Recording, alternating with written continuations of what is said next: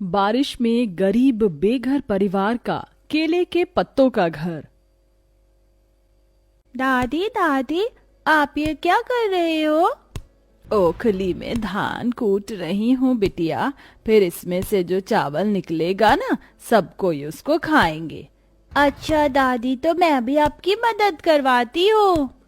4-5 साल की आराध्या अपने नन्हे नन्हे हाथों से बूढ़ी जमुना के साथ ओखली में धान कुटवाने लगती है। तभी मौसम खराब हो जाता है और जोरदार की बारिश शुरू हो जाती है। हे भगवान, ये बिन बादल बारिश कहाँ से शुरू हो गई? ऐसे तो सारे धान गेहूं गीले हो जाएंगे। कविता, बबीता, ओ कविता बबीता, जल्दी से बोरी लेकर आओ और मेरे साथ धान गेहूं उठवाओ। दोनों बहनें जल्दी से आकर अनाज बोरी में भरकर घर के अंदर लाती हैं, जहां 7 महीने की गर्भवती बहू सरला खाना बना रही थी। जहां अमीर लोग बेसब्री से बारिश के मौसम का इंतजार करते हैं, तो वहीं गरीब परिवार को बारिश में बहुत परेशानी उठानी पड़ती है।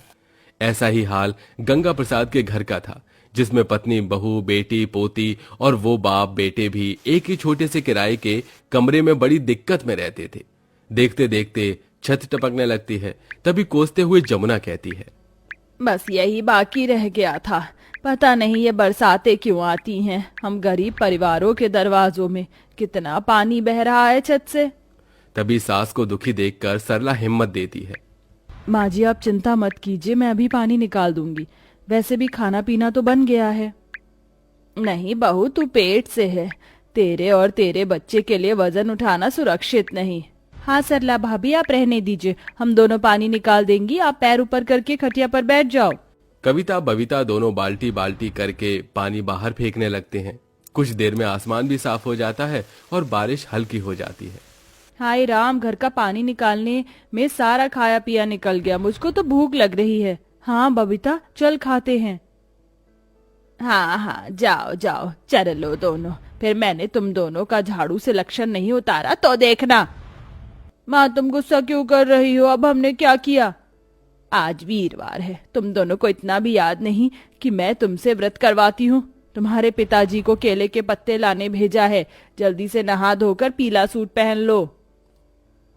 माँ, पीला सूट क्यों पहनना है? आप बोलो तो हम केले के पत्ते पहन लेते हैं। ज्यादा की तो एक झापड़ में बत्ती सी निकाल दूंगी। कविता बबीता नहाकर पीला सूट पहनती हैं। तभी गंगा प्रसाद केले के पत्ते ले आता है, जिससे दोनों पूजा करती हैं। ये सत्यनारायण भगवान, बस इस व्रत का फल दो प्रभु। मेरी दोनों बेटियों को अच्छा दूल्हा मिले और दोनों सुखी घर द्वार में जाएं। सरला सबको खाना परोसती है। सारे लोग खा लीजिए। कविता बबीता, तुम दोनों तो आटे का हलवा खाओगी ना? आज के दिन मैं बना देती हूँ। बड़ी कठिनाई से सरला दोनों नंद को गीले चूल्हे पर हलवा बनाकर देती है। ये लो सरला, खा लिया मैंने। अजी, ये क्या? आपने आधी रोटी खाई है? क्या हुआ किशोर, कच्चे केले की तरकारी तो तुझे कितनी ज्यादा पसंद है, फिर ढंग से खाया क्यों नहीं? मन नहीं बाबूजी, मकान मालिक का किराया देना है, उसकी चिंता लगी हुई है। बारिश में इतना काम धाम भी नहीं है, समझ में नहीं आ रहा कैसे भरूंगा किराया। जैसे जितने साल में हमने इस कमरे का किराया भर दिया, उतने में हमारा अपना खुद का घर आ जाता। पिताजी भैया, हम अपना घर क्यों नहीं खरीद लेते? कहां से लेंगे बिटिया इस गरीबी में? 2 टाइम की रोटी भी ढंग से नहीं खा पाते और जमीनों का रेट तो आसमान छू रहा है। 1 गज जमीन भी लाखों की बिक रही है, हमारे बस में तो नहीं है लेना बेटा। यूं ही दिन बीतते हैं। बरसात का मौसम गरीब ससुराल वालों को बहुत सताता है। रात भर टपकती छत में वो सो नहीं पाते, तो वहीं किशोर काम की तलाश में रोज जाता और धक्के खाकर वापस आ जाता। क्या हुआ जी, आज कुछ कमाया आपने? नहीं सरला, आज भी बात नहीं बनी कहीं। तो क्या हम सबको आज भी भूखा सोना पड़ेगा? मुझको भूख लगी है। आराध्या को खाने की खातिर तरसता देखकर सरला और उसके गरीब ससुराल वालों की आंखों के आंसू नहीं सूखते। तभी मकान मालिक उन्हें बेघर करने आ जाता है।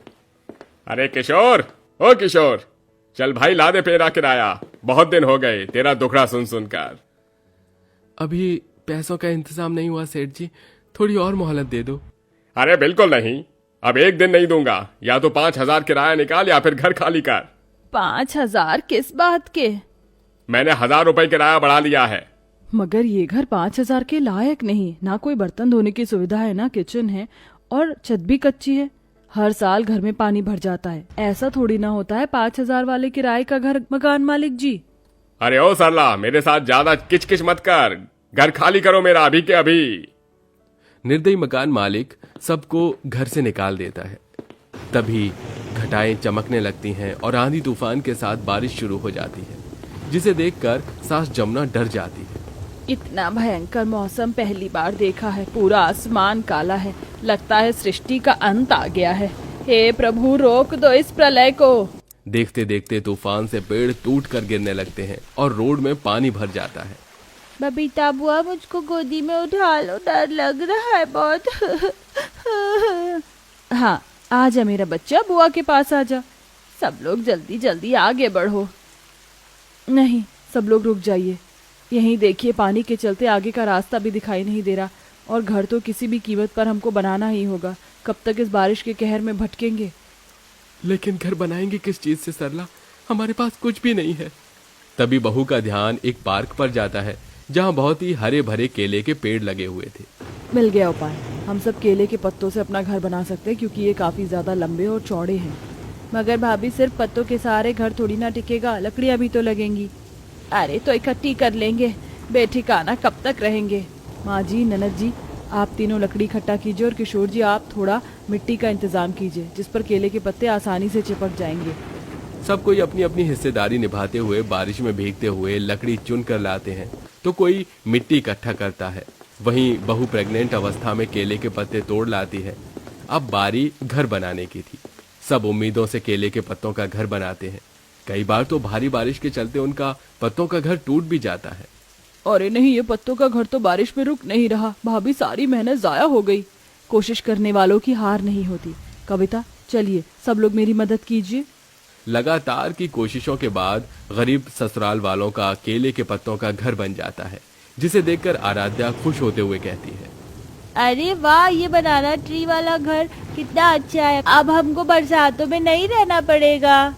सब कोई घर के अंदर आ जाता है। तभी जमुना कहती है, अरे बहू, तेरी साड़ी कितनी गीली हो गई, इसमें से तो पानी टपक रहा है।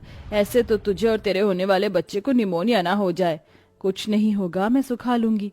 नहीं नहीं किशोर बेटा, जाओ और थोड़े केले के पत्ते तोड़ ला। जी अच्छा माँ। किशोर तुरंत जाकर केले के और पत्ते तोड़ता है, जहाँ वो पेड़ों में कच्चे पक्के केले उगे देखता है। अरे, इसमें तो कितने सारे केले लगे हैं। मैं तोड़ लेता हूँ, वरना तो कोई और तोड़ कर ले जाएगा। केले के पत्ते लेकर किशोर घर लौट आता है। ये लो माँ, मैं केले के पत्ते ले आया, और ये कुछ फल भी ले आया हूँ। किसी ने कुछ नहीं खाया, इसे ही मिल बांट कर खा लेते हैं। ये लो सरला, तुम खाओ। अभी खाने की जरूरत तुमको सबसे ज्यादा है, तुम प्रेग्नेंट हो। मेरा मीठा खाने का मन नहीं है। ये पके केले आप लोग खा लीजिए, बाकी इन कच्चे केले का पकौड़ी बनाती हूँ। वैसे भी जब ये बारिश का मौसम हमें दुख तकलीफ और गम देने में कोई कमी नहीं करता, तो हम खुश होने में, खाने पीने में क्यों करें। बहू रोड में से ईंट उठा लाती है और चूल्हा बनाकर सबके लिए केले के पकौड़े बनाती है। तो वहीं जमुना केले के पत्तों की सुंदर सी साड़ी सिलती है। ये ले बहू, तेरी गरीब सास की इतनी हैसियत तो नहीं कि तुझको लाखों की साड़ी दिला पाती। ये पत्तों की साड़ी सावन का उपहार समझकर रख ले। सास का प्यार देखकर बहू की आंखों में आंसू आ जाते हैं। वो दिल की गहराइयों से धन्यवाद देती है। बहुत बहुत धन्यवाद माँ जी, ये उपहार मेरे लिए सबसे कीमती है। अच्छा, आइए सब लोग पकौड़े खाइए।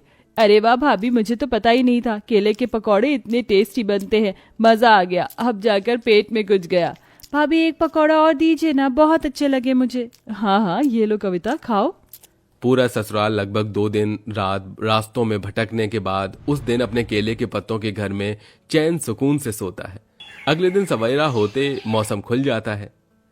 अरे, मौसम ठीक हो गया, मैं कहीं काम धंधे की खोज में निकलता हूँ। जाओ जी, भगवान की दया कृपा से आज आपको काम मिल जाएगा। तभी बुजुर्ग उम्र में ससुर भी काम पर जाने के लिए तैयार हो जाते हैं। अरे रुको बेटा, मैं भी तेरे साथ चलता हूँ। दिन भर घर में बैठे बैठे क्या करूँगा, तेरे साथ जाऊंगा तो 2 पैसे कमा कर ले आऊंगा। अरे बाबूजी, मैं हूं ना घर संभालने को, आप यहीं रहिए। तभी छलकते आंसू से गंगा प्रसाद ने कहा, बुरा वक्त बताकर थोड़े ना आता है बेटा, 2 पैसे जमा रहेंगे तो काम ही आएंगे। उसकी बातों में गरीबी की सच्चाई थी। दोनों काम की तलाश में निकल जाते हैं, जहां उन्हें एक कारखाने के निर्माण में मजदूरी का काम मिल जाता है। देखो, काम तो दे दूंगा मगर दिहाड़ी 300 है। अरे कोई दिक्कत नहीं है सरकार, इतना ही दे देना। अच्छा तो काम पर लग जाओ। दोनों सुबह से शाम तक ईंट बनाते और पहुंचाते हैं और शाम को कमाई लेके घर आते हैं, जिसे पूरा परिवार भर पेट और अच्छा खाना खाते हैं। पूरा गरीब ससुराल केले के पत्ते घर में खुशी खुशी जिंदगी गुजारने लगते हैं। तो वहीं बरसातों का मौसम भी अगले कुछ महीने की खातिर टल जाता है।